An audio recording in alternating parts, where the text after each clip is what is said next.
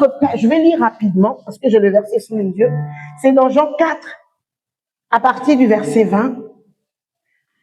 Nos ancêtres ont adoré sur cette montagne. Et vous dites, vous, que l'endroit où il faut adorer est à Jérusalem.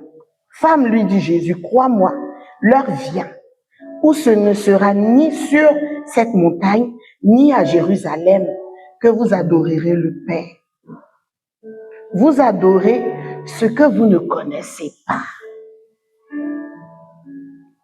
Nous adorons ce que nous connaissons, car le salut vient des Juifs. Alléluia. L'adoration, quand Jésus parle d'adoration, cela implique la connaissance que tu as du Dieu que tu adores. Alléluia. Tu ne peux pas parler d'adoration si tu ne connais pas ce que tu dois adorer. Et Jésus lui dit, adore ce que tu connais. On va aller très rapidement. Restons concentrés. L'objectif ce matin, c'est pas de faire une grande prédication et rentrer dans beaucoup d'explications. Non. C'est juste qu'on va s'accorder et puis on va adorer ce que nous connaissons. Parce qu'il y a des bénéfices à adorer ce que tu connais. Amen. Qui est venu adorer? Qui est-ce que tu es venu adorer ce matin? Nous connaissons tous Dieu. Amen.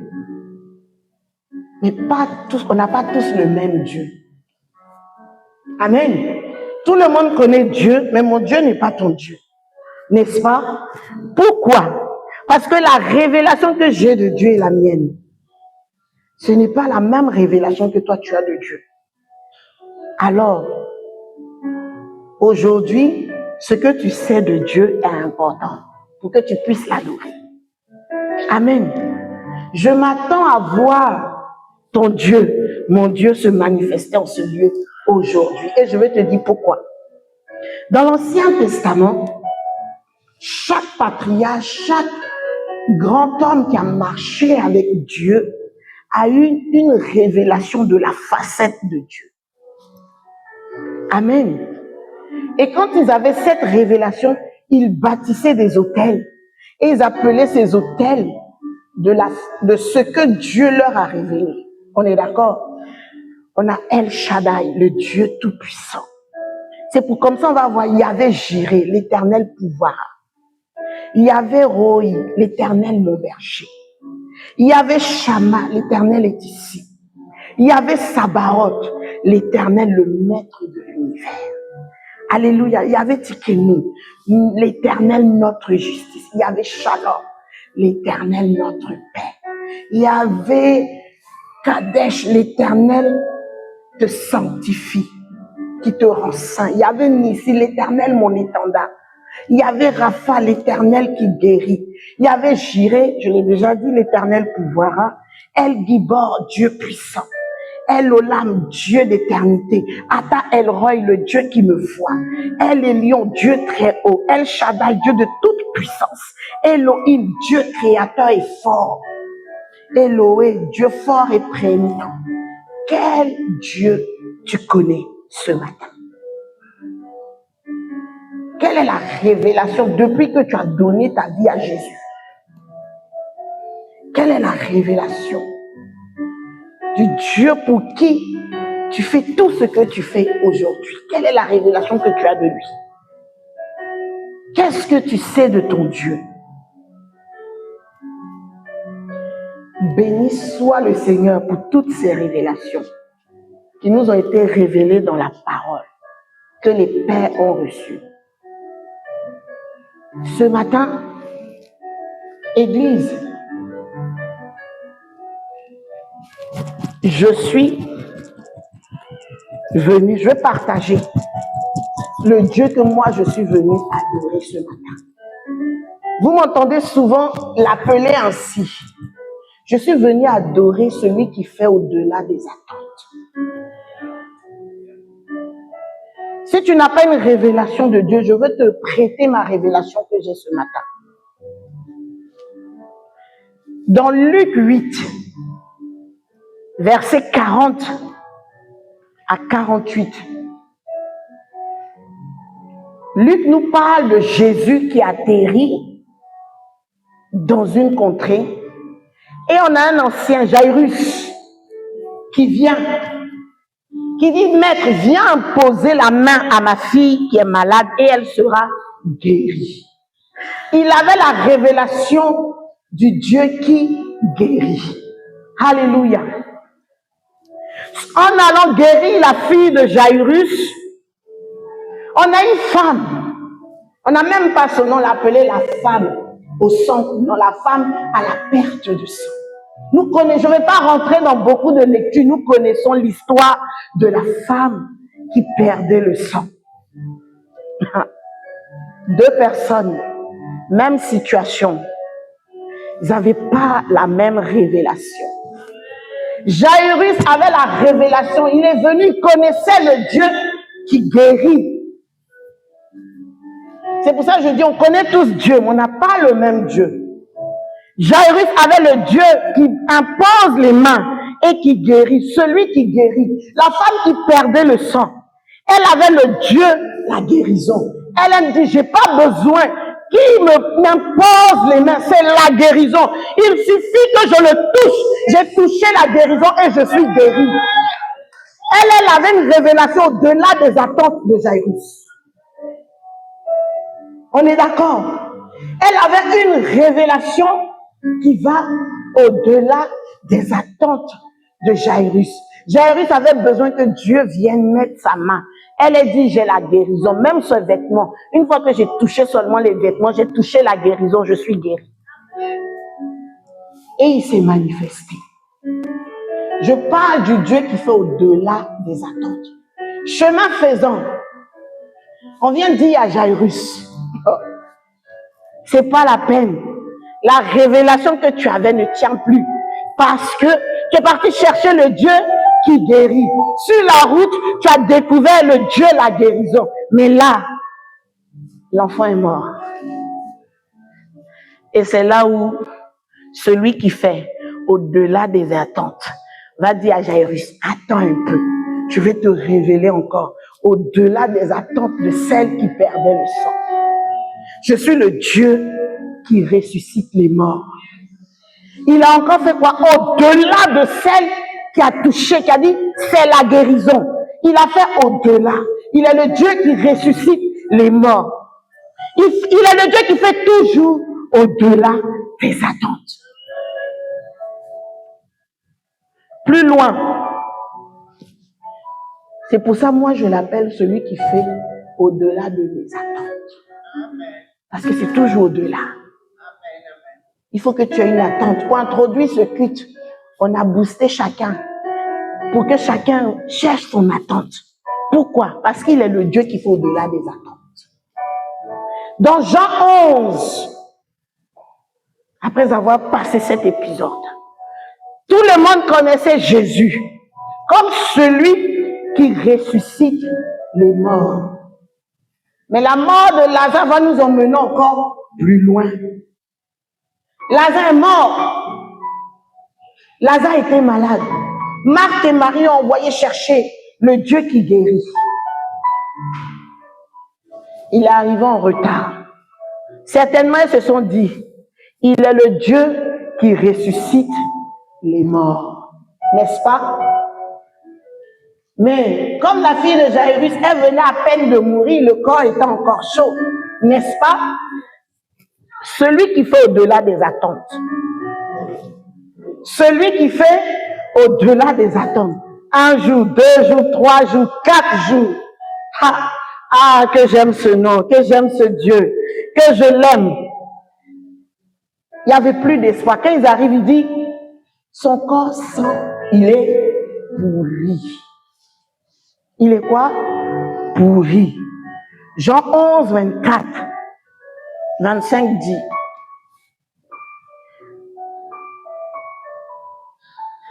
je sais bien, répondit Marthe, qu'il reviendra à la vie au dernier jour, lors de la résurrection. Moi, je suis la résurrection et la vie, lui dit Jésus. Il n'est pas le Dieu qui ressuscite les morts, il est la résurrection et la vie. Il a encore fait au-delà des attentes. On pouvait s'attendre au Dieu qui ressuscite les morts, mais 4 jours plus tard, le corps est décomposé. Mais il vient encore ce matin pour dire, je suis la résurrection et la vie. Et il fait au-delà des attentes. Voilà pourquoi tu dois connaître qui tu adores ce matin. Sinon, ton adoration sera tronquée, elle sera bizarre, elle ne sera pas juste. Amen. Est-ce que je parle à quelqu'un ce matin? Je parle encore de la pêche miraculeuse dans Luc 5. J'ai dit, je ne vais pas être longue. Luc 5, Jésus prend la barque de Pierre, il dit avant son eau profonde, il prêche, il finit tout ça, il lui dit, sur ta droite, jette ton filet. Oh, oh. Ah, Jésus. Et Pierre fait quoi? Il jetait son filet. C'est sûr que Pierre s'attendait à faire une pêche. Mais la parole dit que, on va lire. Luc 5, 6 à 9. Il les jetait et prit, je suis dans la version du semeur, il jetait et prit tant de poissons que leur filet menaçait de se déchirer. Alors, il fit signe à leurs associés dans l'autre bateau de venir les aider. Ceux-ci arrivèrent et l'on remplit les 2 barques au point qu'ils s'enfonçaient. En voyant cela, Simon-Pierre se jeta aux pieds de Jésus et lui dit, Seigneur, éloigne-toi de moi, car je suis un homme pécheur. En effet, il était saisi d'effroi, ainsi que tous ses compagnons, devant la pêche extraordinaire qu'il venait de faire. Vous savez, Simon a jeté son filet, il savait qu'il allait prendre du poisson. Mais au point où les filets se rompaient, au point où les barques s'enfonçaient, les professionnels de la pêche, avec une longue carrière, on dit qu'il était saisi de froid. Dieu a fait au-delà de ses attentes, au point où il était saisi de froid. J'ai envie de dire, il avait la chair de poule. Dans notre langage, on dit, il avait la chair de poule. Non, c'est extraordinaire. Il est celui qui fait au-delà de nos attentes. Au-delà de nos attentes. Jean 6, la multiplication des pains. 5 pains, 2 poissons. 100 000 hommes, sans compter les femmes et les enfants. C'était déjà extraordinaire de nourrir 5 000 hommes, sans compter femmes et enfants. Mais je te parle de celui qui fait au-delà des attentes. L'attente des apôtres était de nourrir la foule. Mais quand ils finissent la distribution, qu'est-ce qui se passe? Il reste 12 paniers remplis. 12 paniers remplis. Un panier pour chaque disciple. Un panier pour chaque disciple. En partant de 5 pains et 2 poissons. Eux, ils voulaient déjà nourrir une foule. C'était déjà extraordinaire. C'était déjà monumental. Mais Jésus fait quoi? Au-delà de leur attente. Et il leur donne des restes. 12 paniers, mais ils sont 12 disciples, n'est-ce pas? Chacun avait son panier. Même toi qui sers, il fait au-delà de tes attentes. Il y a tellement de choses à citer. Si je veux commencer à citer tout ce qu'il fait au-delà des attentes, on ne va pas sortir d'ici. Parce qu'il y en a trop. Amen. C'est pourquoi je l'appelle adore ce que tu connais. Il y en a tellement. Quel que soit le Dieu que tu es venu adorer ce matin, je veux rajouter, il fait au-delà de tes attentes. Quel que soit, si c'est la guérison que tu es venu ce matin, si c'est le Dieu qui guérit, il fait au-delà de tes attentes. Si c'est le Dieu qui pourvoit, il fait au-delà de tes attentes. Si c'est le Dieu de la consolation, il fait au-delà de tes attentes. et je vais chuter par celui-ci. Le best, le meilleur, la crème des crèmes, la cerise sur le gâteau, le haut niveau. Amen. Jésus dit, nous on adore ce que nous connaissons parce que le salut vient des Juifs. Ah, faut cogner ton voisin, dis-lui adore ce que tu connais. Est-ce que tu connais? Est-ce que tu connais ce Dieu-là? Adore ce que tu connais. Le salut vient des Juifs. Mais il est celui-là qui fait quoi? Au-delà des attentes. Le salut ne s'est pas limité seulement aux Juifs. C'est aller au-delà des attentes des Juifs. Et le salut nous a localisés, nous tous qui sommes présents ici ce matin. Ça, c'est le meilleur. Le salut nous a localisés. Non seulement il nous a rachetés, il nous a délivrés, il nous a donné son identité. Il a fait de toi et de moi enfant de Dieu, enfant de Dieu, la fille de Dieu, le fils de Dieu.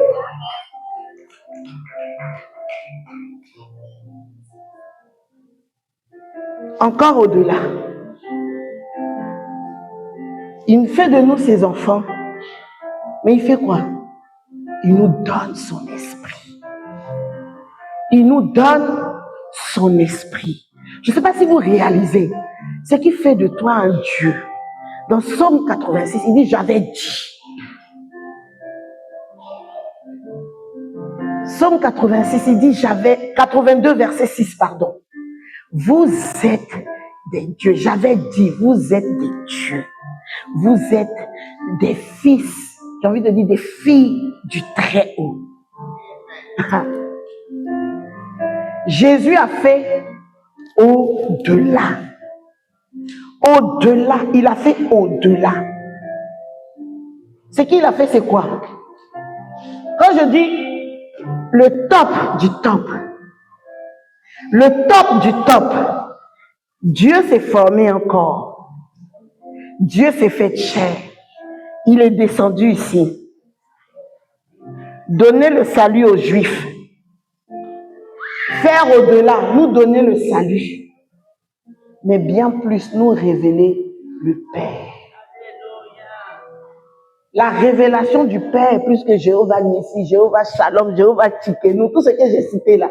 La révélation du Père est plus que ça. Est-ce que tu comprends? Est-ce que tu réalises?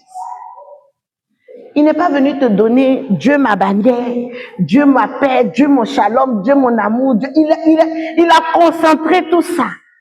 Et il t'a dit, je suis ton Père. Parce qu'un Père prend soin. Un Père s'occupe. C'est pourquoi il dit, ceux qui adoreront le Père. Parce qu'il dit, vous adorez. Mais quand il parle d'adoration, il dit, l'heure vient. Et elle est déjà venue. Ou ceux qui adoreront le Père. Parce qu'il n'y a pas plus grande révélation que la dimension du Père. Et je suis la fille du Créateur, du Roi des rois. Je suis la prunelle de ses yeux. Je suis l'objet de ses désirs. Je suis son amour. Je suis sa princesse.